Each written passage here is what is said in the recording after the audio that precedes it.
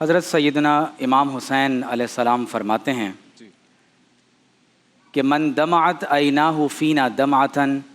او قطرت عیناہ فینا قطرتن اثواہ اللہ الجنہ، کہ جس شخص کی دونوں آنکھوں سے یا ایک آنکھ سے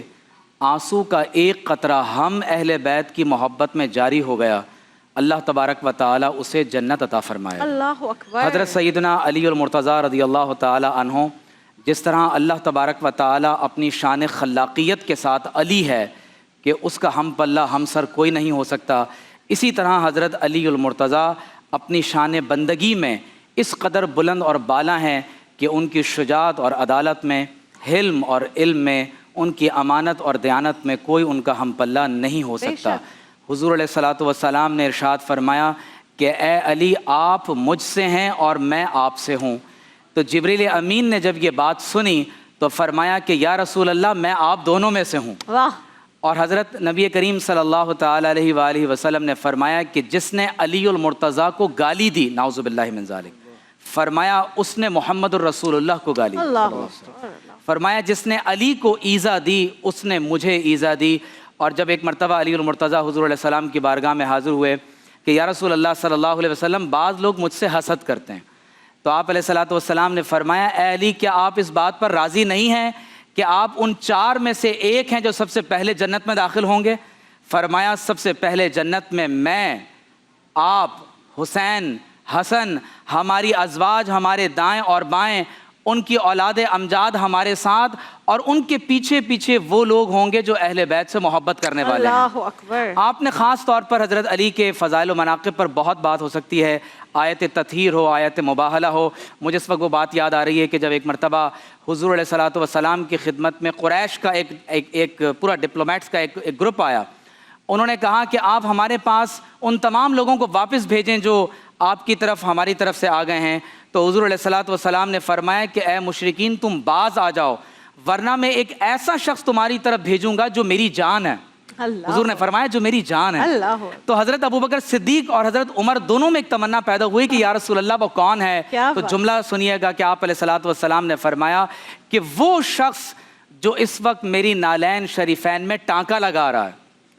فرمایا وہ علی المرتضیٰ ہے۔ یہ مقام صرف حضرت علی کو حاصل ہوا کہ حضور علیہ الصلوۃ والسلام اپنی نالین شریفین کی یا تو خود مرمت فرماتے تھے یا آپ علیہ السلام نے یہ کام حضرت علی المرتضیٰ کو عطا فرمایا۔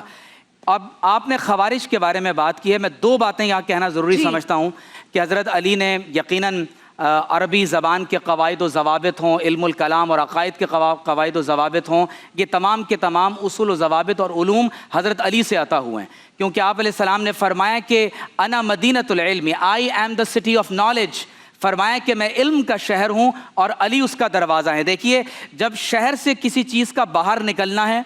یا شہر میں کسی چیز نے اندر داخل ہونا ہے تو وہ دروازے سے ہی ہوگا۔ تو گویا کہ حضرت علی وہ ہستی ہیں کہ بارگاہ مصطفیٰ تک رسائی یا حضور کی بارگاہ سے اگر کچھ عطا ہونا ہے تو وہ حضرت علی کے ذریعے سے ہوگا۔ اب آپ توجہ سے یہ بات دیکھیے گا کہ آپ علیہ الصلوۃ والسلام نے فرمایا، اور یہ صحیح حدیث ہے، فرمایا کہ جس طرح میں نے تنزیل پر، قرآن کے نزول پر قتال کیا ہے تو حضرت علی رضی اللہ تعالی عنہ قرآن کی تعویل پر قتال کریں گے۔ قرآن کی تعویل پر قتال کا مطلب یہ ہے کہ آپ علیہ السلام کی یہ خبر تھی، یہ پیشن گوئی تھی کہ آپ علیہ الصلوۃ والسلام کے بعد خوارج کا ایک ایسا گروہ اٹھے گا جو بظاہر قرآن کی بہت اچھی تلاوت کرتے ہوں گے، بظاہر بہت اچھے انداز سے نماز ادا کرتے ہوں گے، لیکن دین سے ایسے نکل جائیں گے جیسے تیر شکار سے باہر نکل جاتا ہے۔ تو آپ علیہ الصلوۃ والسلام نے فرمایا کہ حضرت علی رضی اللہ تعالی عنہ خوارج کے ساتھ جنگ کریں گے۔ اب آپ غور کیجئے کہ اگر حضرت علی رضی اللہ تعالیٰ عنہ کے دور میں یہ اندرونی بغاوتیں پیدا نہیں ہوتی اور آپ رضی اللہ تعالیٰ عنہ باقاعدہ ان بغاوتوں کو نہیں آپ سر کر لیتے تو یہ کیسے معلوم ہوتا کہ اگر آئندہ آنے والے دور میں کسی مسلم ریاست کو انٹرنل تھریٹ کوئی مل جاتا ہے تو اس کا مقابلہ کیسے ہوگا؟ اسی لیے قرآن مجید میں اللہ نے فرمایا کہ فَقَاتِلُ الَّتِي تَبْغِي حَتَّى تَفِيءَ إِلَىٰ أَمْرِ اللَّهِ۔ میں یہ گزارش کرنا چاہوں گا کہ آج پاکستان کو جس طرح سے انٹرنل تھریٹس ہیں، میں یہاں 2 مثالیں دینا چاہوں گا، ایک خوارج کی اور ایک خیبر کی۔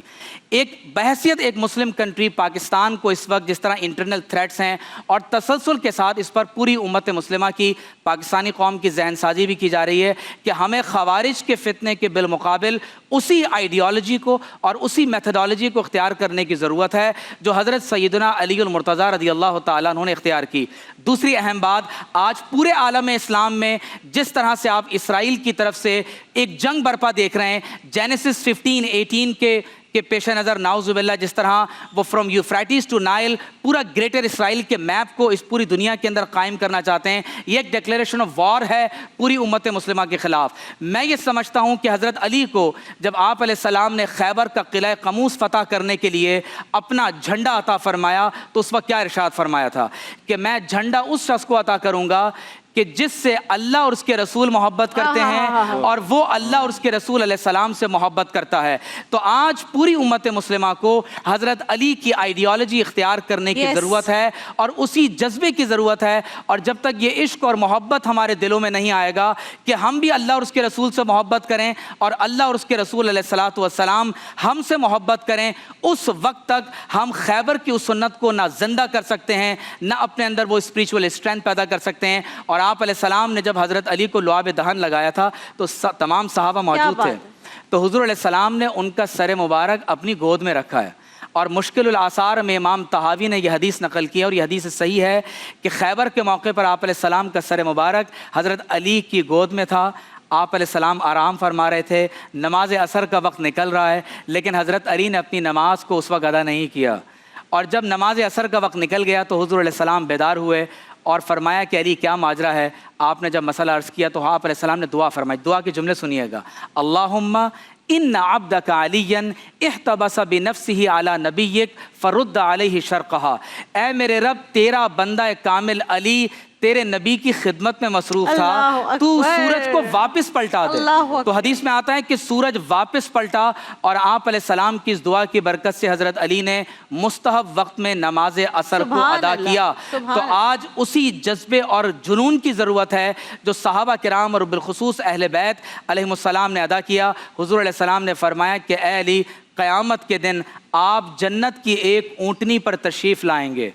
اور اس اونٹنی پر میں آپ کے ساتھ سوار ہوں گا، میری پنڈلی آپ کی پنڈلی کے ساتھ لگی ہوگی، اور سب سے پہلے اس طرح سے ہم جنت میں داخل ہو جائیں گے۔ اور جب قرآن کی یہ آیت نازل ہوئی کہ ایمان والوں کے